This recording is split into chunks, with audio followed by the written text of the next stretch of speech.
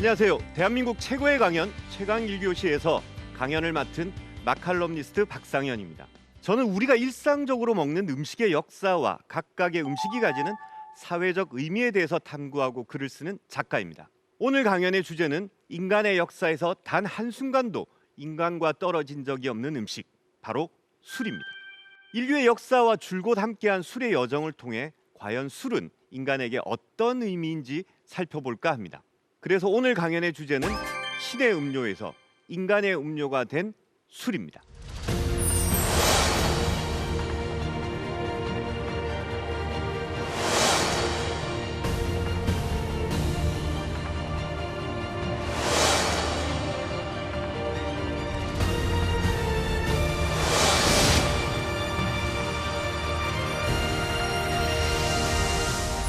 세계보건기구 산하의 국제암연구소에서는 술을 암을 유발할 수 있는 명백한 가능성이 있는 1군 발암물질로 규정하고 있습니다. 더불어서 국제암연구소는 술에 있어서는 절대 안전한 양은 없다고 단언합니다. 따라서 오늘 제 강의는 여러분들께 술을 권장하기 위함이 아니고 술이 가지고 있는 우리 역사적, 인문학적 의미를 한번 살펴볼까 합니다.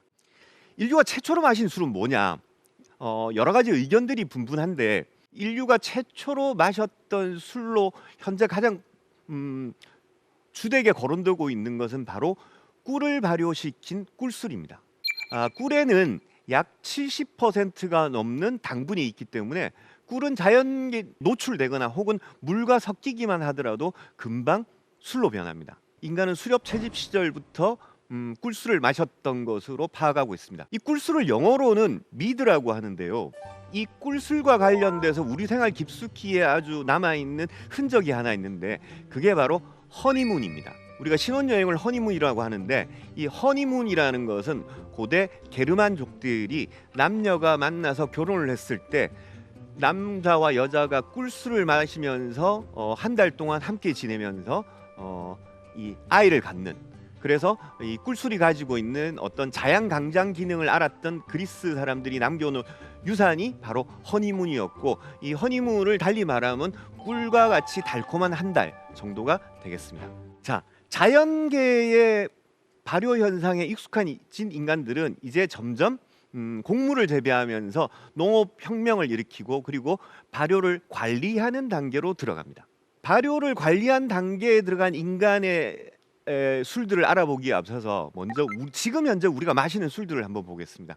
지금 여러분들께서 화면에 보시는 이 술들은 시중에서 누구나 구입이 가능한 그런 술들입니다. 이 다양한 술들을 어떤 기준에 의해서 분류를 한번 해보겠습니다. 세상에서 우리가 마시는 술들은 발효를 시킨 양조주 혹은 발효주와 그 발효주를 증류시킨 증류주, 딱 두 가지밖에 없습니다. 그래서 과일이나 곡물을 발효시켜서 만든 발효주에는 와인이나 맥주나 막걸리나 사케나 중국의 소홍주 같은 것들이 있고, 그리고 발효주를 증류시킨 증류주는 위스키, 보드카, 럼주, 소주, 진, 데킬라 이런 다양한 술들이 있습니다. 그래서 여러분들은 이 발효의 원리 그리고 증류의 원리만 이해하시고 어떤 술들이 발효주고 어떤 술들이 증류주라는 것만 아셔도 술의 세계의 절반 정도는 충분히 이해하셨다라고 볼 수 있겠습니다. 그럼 먼저 발효는 과연 무엇이냐, 발효의 원리에 대해서 한번 살펴볼 텐데요. 발효를 일으키는 것은 당분입니다. 그리고 이 당분이 효모와 만나게 되면 효모가 당분을 먹고 이산화탄소와 알코올로 분해하는 과정이 발효입니다. 그래서 발효를 할 때는 당이 있어야 되고 그리고 그 당을 분해시킬 수 있는 효소가 있어야 됩니다. 근데 발효 과정에는 산소는 가급적이면 없는 게 좋습니다. 산소가 개입되면 발효가 되는 게 아니라 당과 효모가 만나면 이산화탄소와 물을 만들어냅니다.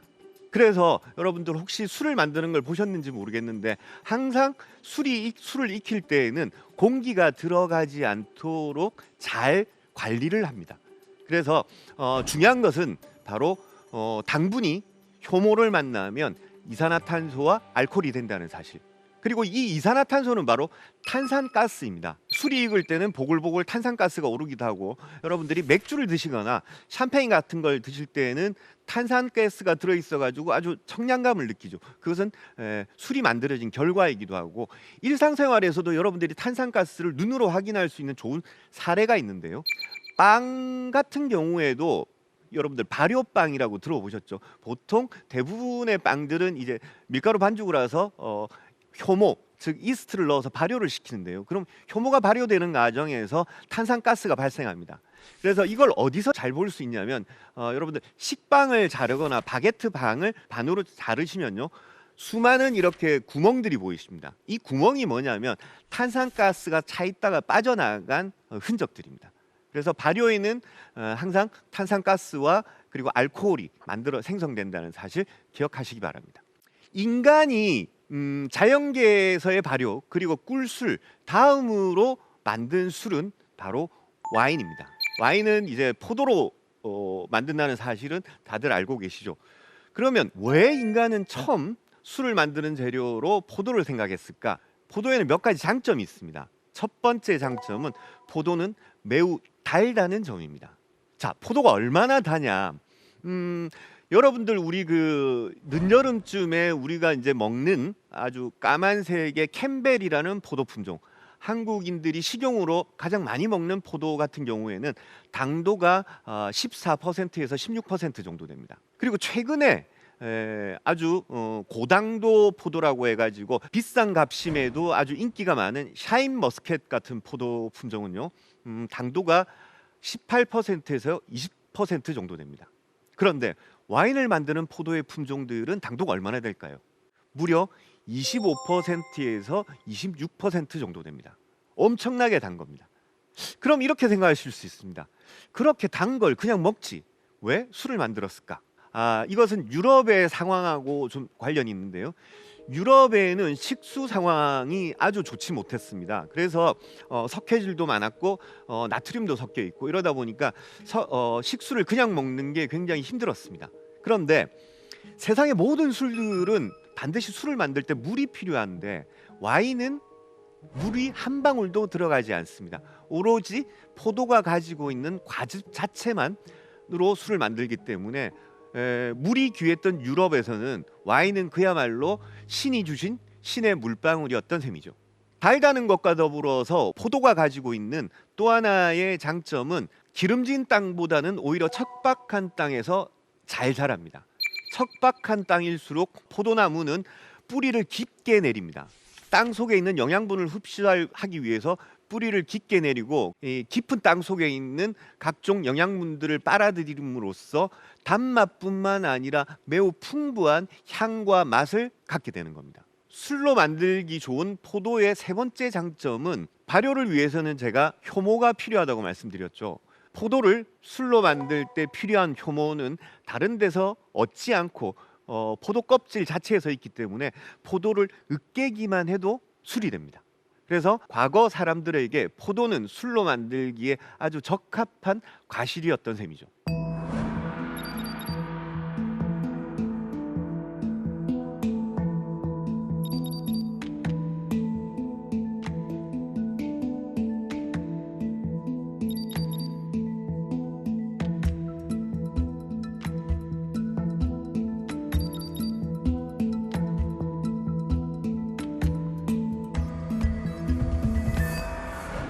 자, 지금 여러분들이 보시는 것은 고대 이집트의 나크토의 묘에 그려져 있는 벽화입니다. 와인을 담기 위해서 포도를 수확하고 사람들이 서서 발로 밟아서 와인을 으깨고 발효된 와인을 받아내고 하는 과정이 마치 지금 그린 것처럼 매우 상세하게 그려져 있습니다.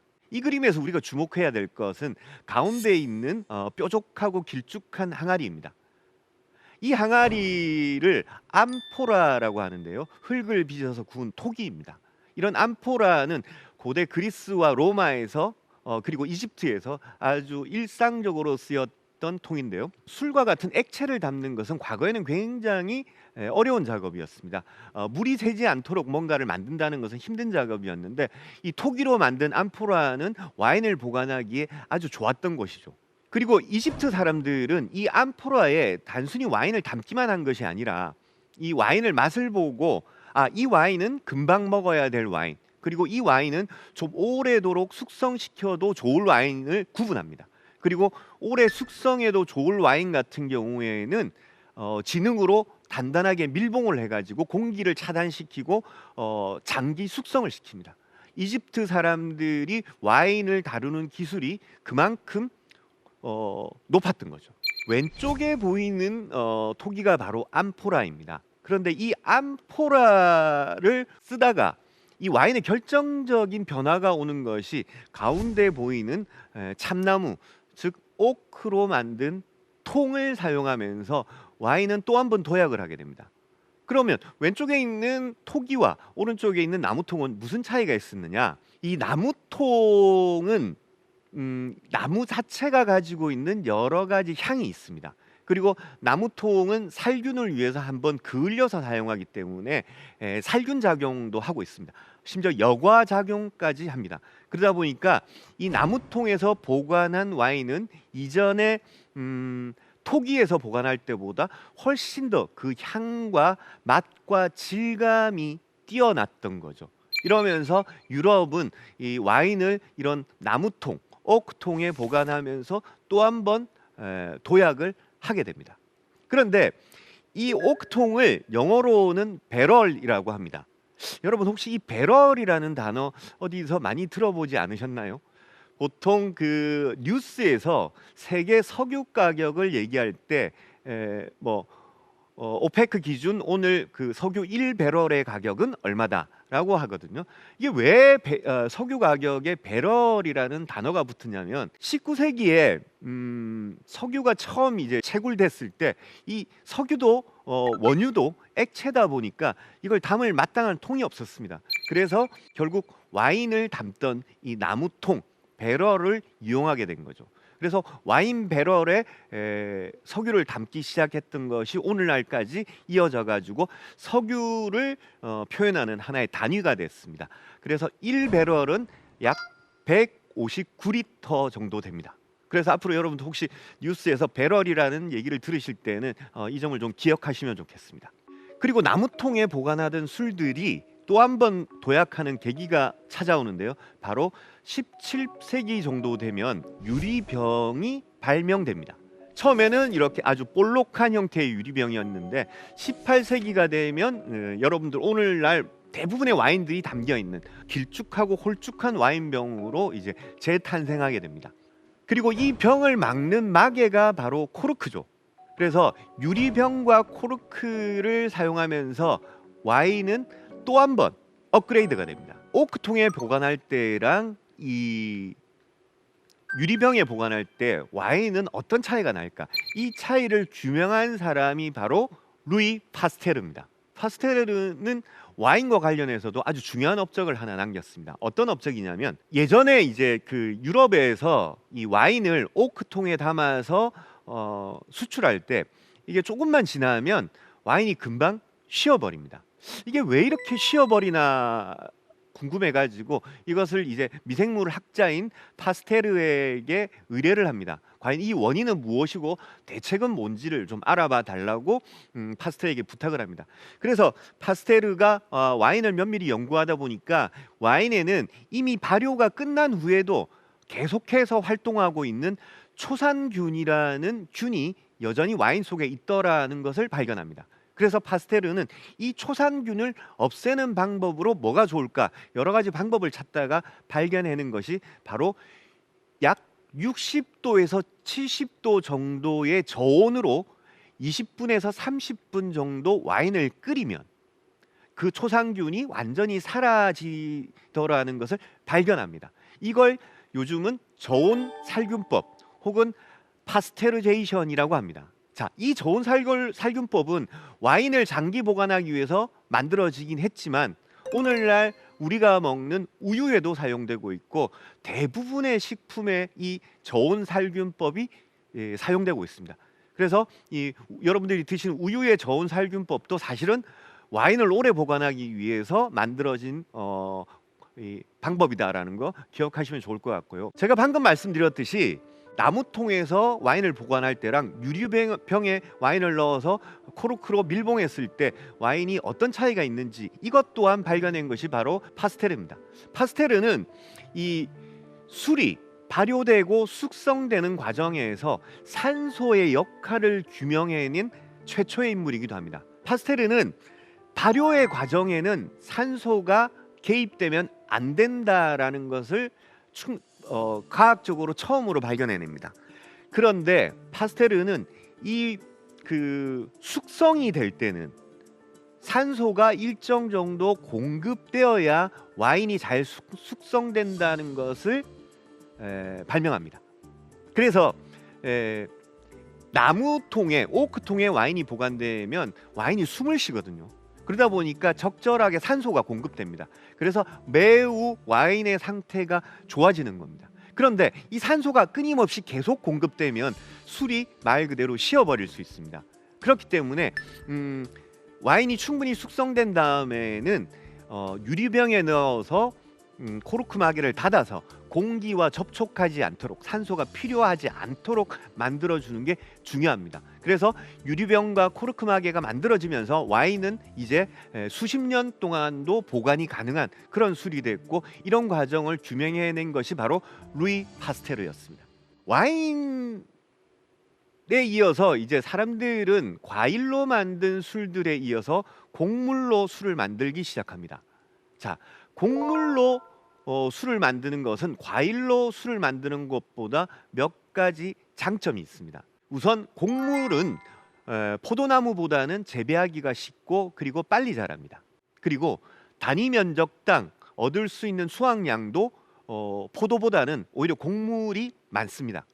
그리고 또 한 가지 곡물의 장점은 포도 같은 경우에는 수확 후에 빨리 상하기 때문에 수확한 장소에서 술을 빚어야 됩니다. 그리고 수확하자마자 술을 빚어야 됩니다. 근데 곡물은 수확하고 보관해도 썩거나 변하지 않습니다. 그래서 잘 보관하기만 하면 곡물은 1년 내내 술을 빚을 수 있고, 그리고 곡물이 생산된 지역과 전혀 다른 지역에서도 술을 빚을 수 있습니다. 그래서 이런 몇 가지 특징 때문에 사람들은 과일에 이어서 곡물로 술을 빚게 되었고, 그리고 곡물로 빚은 술 중에서 가장 대표적인 것이 바로 여러분들도 좋아하시는 맥주입니다.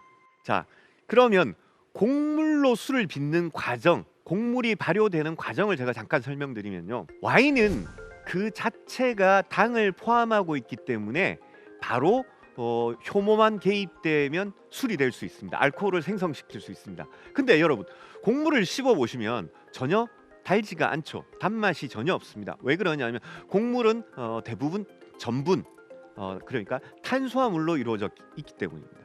그러면 이 전분을 적당한 효소가 개입되어 가지고 이 전분을 변화시켜 주면 전분은 바로 당으로 변할 수 있습니다. 전분을 당으로 변화시키는 효소를 바로 전분 분해 효소 혹은 당화 효소, 영어로는 아밀라제라고 합니다. 여러분, 아밀라제 많이 들어보셨죠? 예, 우리 침 속에도 많이 있습니다.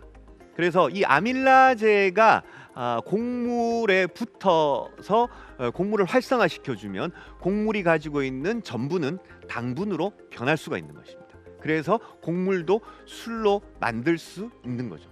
맥주를 처음 만들었던 것은 지금처럼 이렇게 액체 상태로 바로 만들었다기보다는 고대 메소포타미아와 이집트 지방에서 밀과 보리를 재배하고 이것으로 먼저 만든 것은 빵이었습니다. 그리고 이 빵의 발효를 발견하면서 이 빵에 붙어 있는 효모들이 어느 날 뜨거운 물 속에 들어가니까 뭔가 부글부글 끓으면서 술로 변하더라는 것을 발견합니다. 바로 맥주의 발견이었습니다. 그래서 곡물과 그리고 공기 중에 미생물이 결합하면 빵을 술로 만들 수 있겠구나라고 생각하게 됩니다. 그래서 빵을 뜨거운 물에 재워서 빵으로 발효시킨 술이 처음에 맥주의 형태였습니다. 그래서 당시에는 맥주를 액체 술이라고 했습니다. 그래서 여러분들 이 그림에 보시면요, 고대 수메르인들이 항아리에 들어있고 이렇게 빨대를 꽂아가지고 이렇게 마시는 장면이 보이시는데, 이게 바로 맥주를 마시는 장면입니다. 빵을 물속에 담가가지고 발효시키다 보니까 찌꺼기가 많이 남죠. 그래서 바닥에는 찌꺼기가 깔리고 위에만 맥주가 뜨기 때문에 그것을 이렇게 이제 맥주만 가려서 먹기 위해서 빨대를 넣어서 이렇게 빨아서 먹었습니다. 이런 벽화는 고대 메소포타미아 그리고 이집트에서 아주 심심찮게 발견할 수 있습니다. 그만큼 고대인들은 맥주를 좋아했다라는 것의 하나의 반증이기도 합니다. 맥주는 아주 여러 과정을 거쳐서 발전을 하게 되는데요.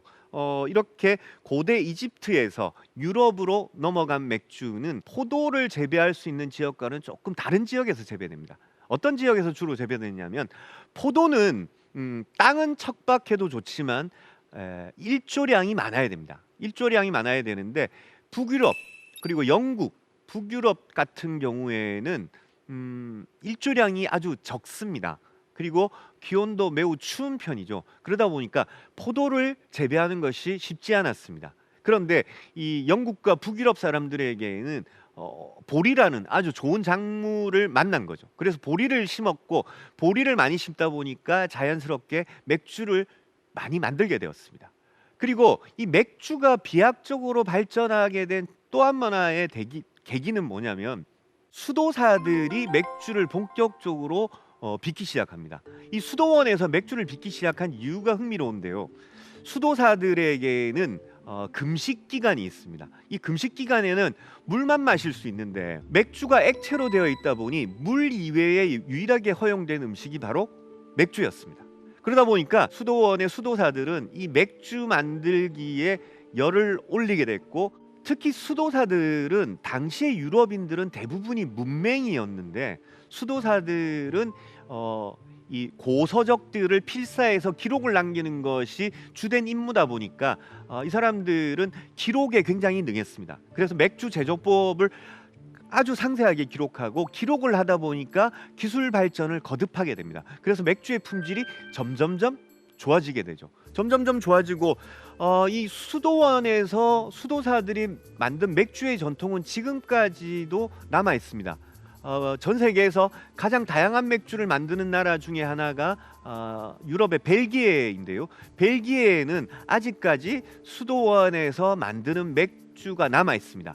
이런 맥주를 트라피스트, 수도원을 뜻하는 트라피스트 맥주라고 하고, 트라피스트 맥주는 아주 오랜 전통과 그리고 훌륭한 맛을 가지고 있고 그만큼 비싸게 팔리고 있습니다.